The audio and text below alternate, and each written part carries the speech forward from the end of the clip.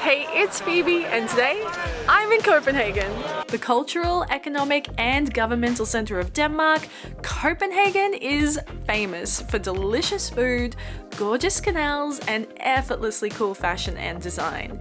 In this episode, I am exploring this incredible city for the very first time. It is also my first time in Denmark, so I have no idea what to expect, but I'm going to be seeking out must-do experiences and sharing my thoughts on a destination that is renowned for being expensive to visit. That was so good!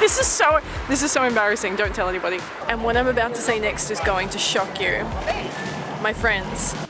But first, to get here, I caught the train from Hamburg using my Eurail pass, which I booked through Klook, and I'll have that linked below for you.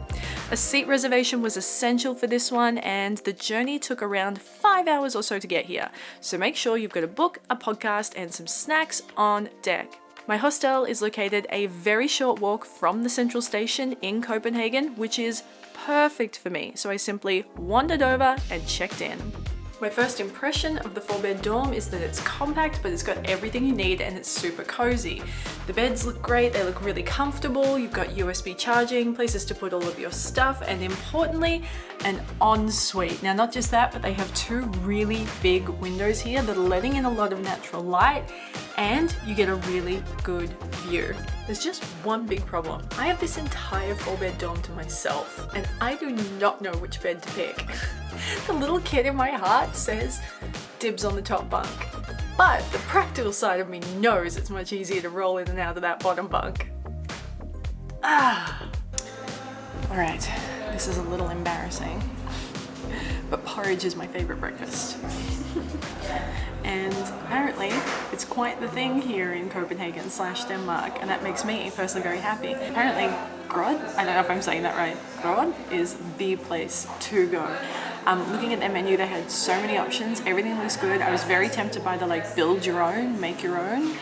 You choose all of your toppings from the menu, but they had one that was called the all-in, and it's just got everything. And I was like, that's me, because I can't decide. So I've got the all-in, I've also got an oat milk flat white, which is really delicious.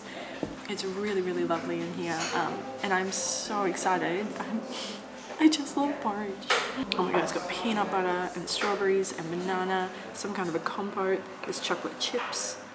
The chocolate's all melted. This is about to make me really happy.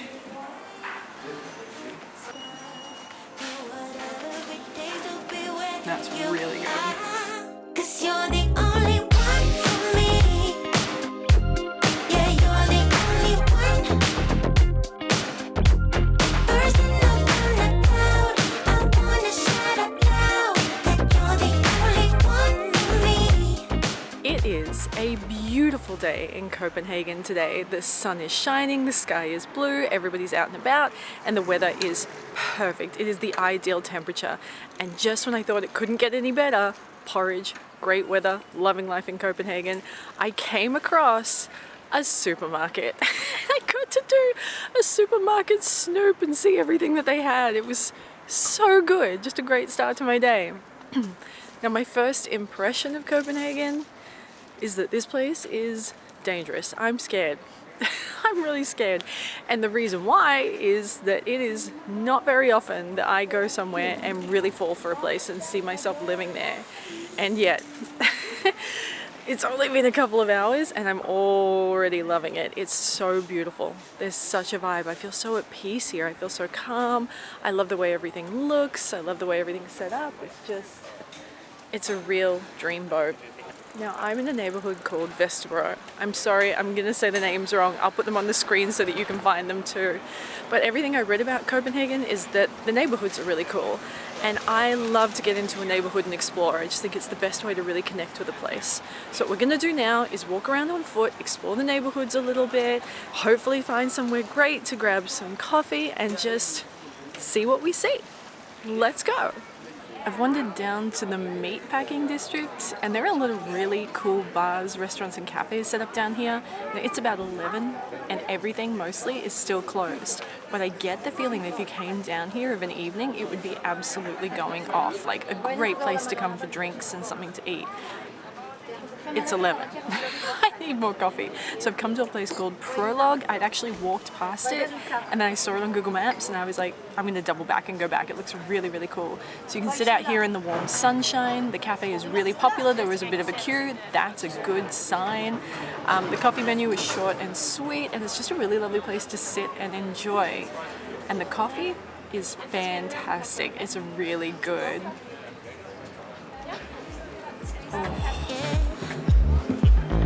Stop trying to change who you are, honey. You're fine, fine. All mothers and queens, all women with dreams. Tonight the world is ours.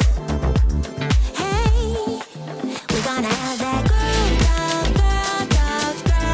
my girl tonight. We're gonna take that load up, yeah, the heart to heart. Yeah, we're gonna have 1 or 2 or 3 bottles. When I was looking up the best things to do in Copenhagen, Tivoli Gardens kept coming up and I was skeptical. I was like, I don't know if that's for me. I think it's gonna be like a crusty, rundown, beat up old theme park in the middle of a major city. How good can it be? And I wasn't gonna come here. But I purchased the Copenhagen Discover card. It's like a city explore card. It includes access to over 80 attractions, including like canal rides, my beloved hop on hop off bus and public transport. So I figured it would save me money, right? Anyway, access to Tivoli Gardens is included on the card. So I was walking past, I was like, I'll duck in, have a quick look, and I'll tell you guys whether or not it's worth it. Babe, it's worth it. It's absolutely worth it. It's so nice in here. The gardens are beautiful, flowers are blooming, there's restaurants, bars, cafes, there's rides. It has a carnival atmosphere, but the whole place is so nice. I absolutely love it, and I have to tell you, I think not coming here would have been a mistake. I have got a real problem on my hands. A real problem. Copenhagen's amazing. Oh, it's so nice in here. I was gonna get something to eat, but I'm not super hungry. And then I saw the Ben & Jerry's shop. And they have a dairy-free option. I was like, that's me. And then they have these beautiful little beanbags set up under these trees. You don't have to buy anything from a particular store. You can just pull up. Just sit here and relax. I am really falling for Copenhagen. I think out of everywhere I've been so far, this is my favorite. I think Copenhagen is about to be one of my favorite places I've ever been to. I'm obsessed with it. There are no weak points so far. It's just 10s across the board. Let's try this. It's a cookie dough. Oh my god. Copenhagen just keeps getting it right. You just get it right. Oh my god. This is my first time walking along the canals and seeing them all. And I am having this really big problem because I have to keep stopping and filming. Like every 2 seconds. I'm not making any ground. I have to keep stopping because everything is so beautiful. I'm blown away by it. It's one of the prettiest, most beautiful cities I have ever visited in my entire life. It's shot just right up the Richter scale of all-time favorite cities. I'm so obsessed with it. Now in my mind, this is so embarrassing, don't tell anybody.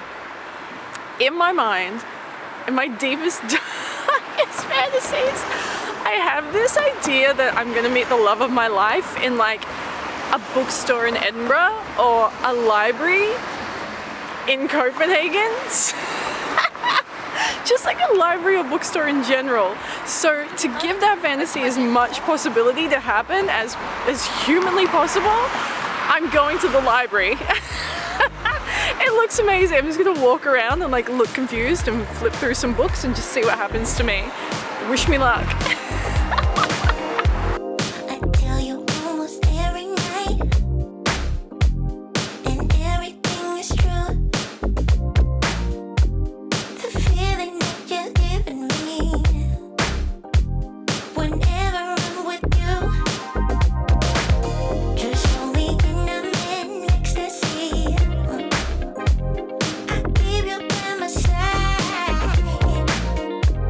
That feeling that you give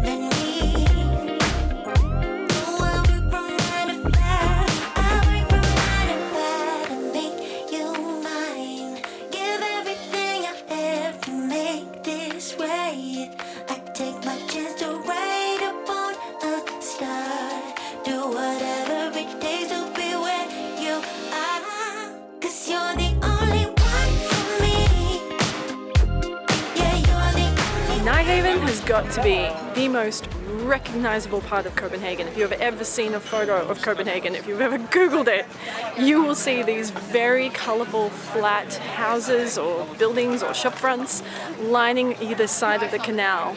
Now, I was a little unsure what it was going to be like when I got here. I thought, oh, maybe it's just super touristy and overrated and I'm going to be a little disappointed.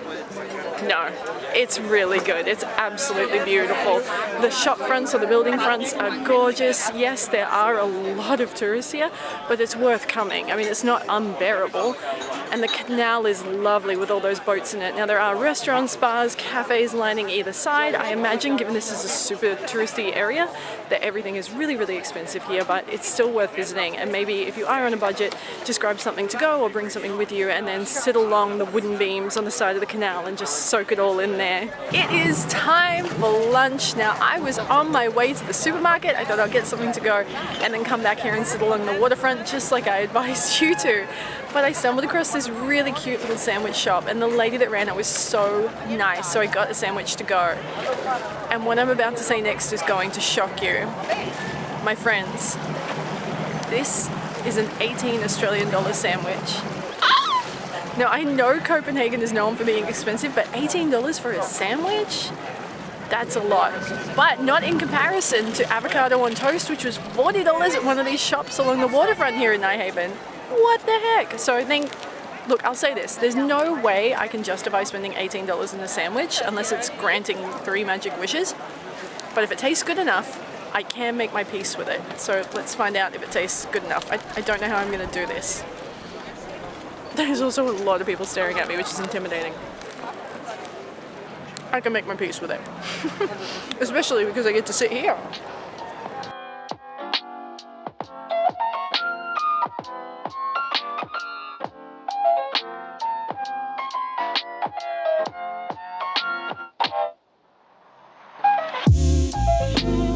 Copenhagen's rich history unfolds as a captivating tale of a humble fishing village that transformed into a flourishing medieval trading hub by the 12th century.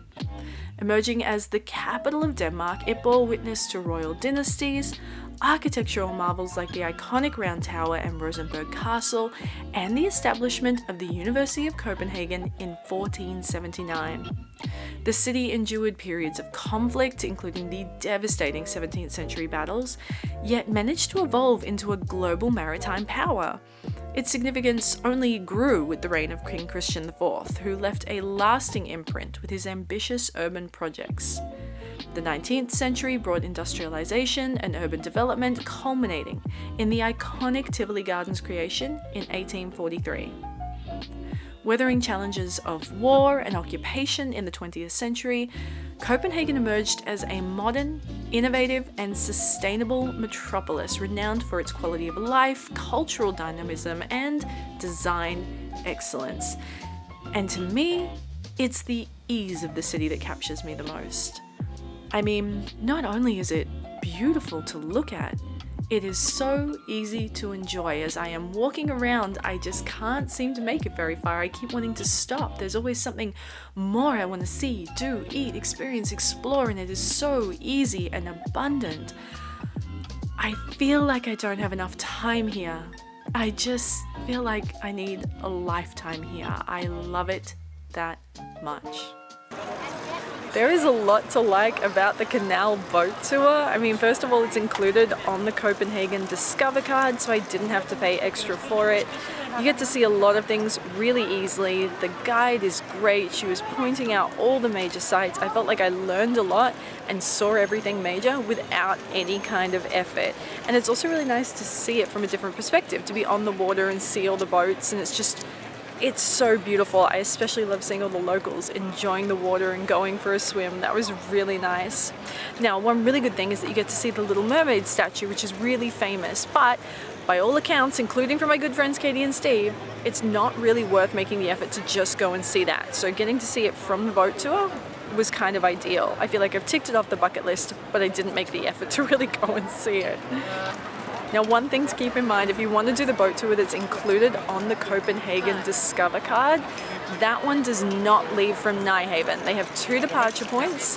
The one from Nighthaven you will have to pay to do. So just make sure if you're doing the one that's included on the card, you use their app to find out where you need to go and you depart from there. Otherwise you'll be very disappointed. Now it is time for dinner, and there is one place I have really wanted to go to eat. It kept popping up on all the guides. It was highly recommended, so we're going to catch public transport and make our way there. Let's go. Refin is a street food market set up along the water, and I gotta tell you, this place is an absolute must-do. It is a must-do. I had to catch the bus to get here, and part of me was like, that's a bit of an effort, maybe I should just grab something easier. That would have been a big mistake.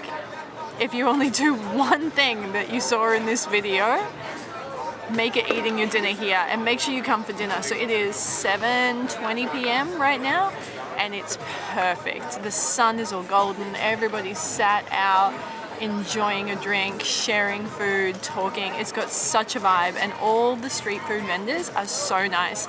There are around 33 different stalls, and it was so hard to choose. There's every type of cuisine. In the end, I went for Mexican. I've got some tacos. You know how much I love tacos.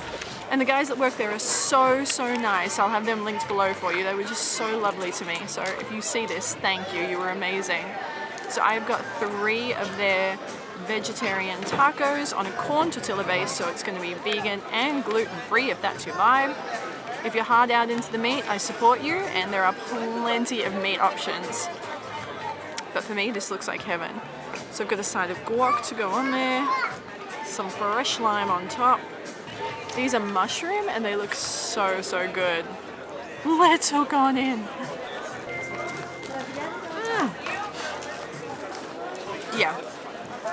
Yeah, that's good. I'm about to be covered in taco sauce. Absolutely worth it. I've got a real sweet tooth today, so we're also having dessert. I went to White Rabbit because I really felt like something like ice cream or like a donut or a cookie or something like that. And they had all 3 of those things. As much as I wanted all 3, I only got 2. And I'm glad because the scoop of ice cream is teeny tiny. Let's talk about it, Denmark. What's going on? This is like a peanut butter chocolate chip.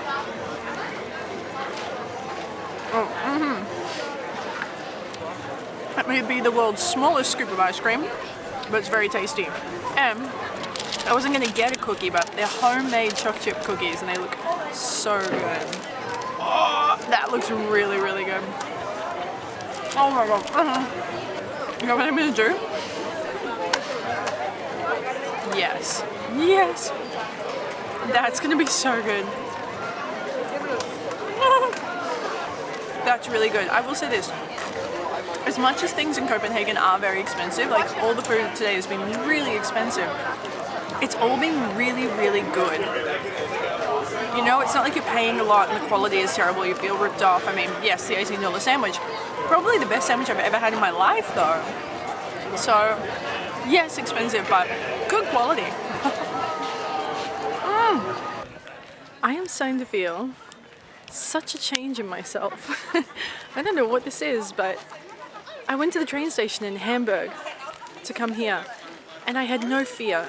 You know, that really intense fear that gripped me that day catching the train from London to Paris. It's not there anymore.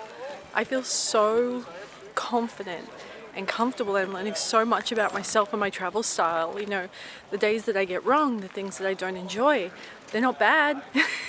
They're helping me learn. I feel like every day I'm traveling, I'm just getting more in touch with myself and stronger, and I'm learning so much about myself, and it's just been so amazing. And I think coming to Copenhagen, it feels like somebody used this word in the comments the other day. They said it's a soul city, or Paris is their soul city, and I feel like Copenhagen is a soul city for me. You know, my heritage, part of it is Norwegian, and when I come to these Scandinavian countries, I just feel like I fit.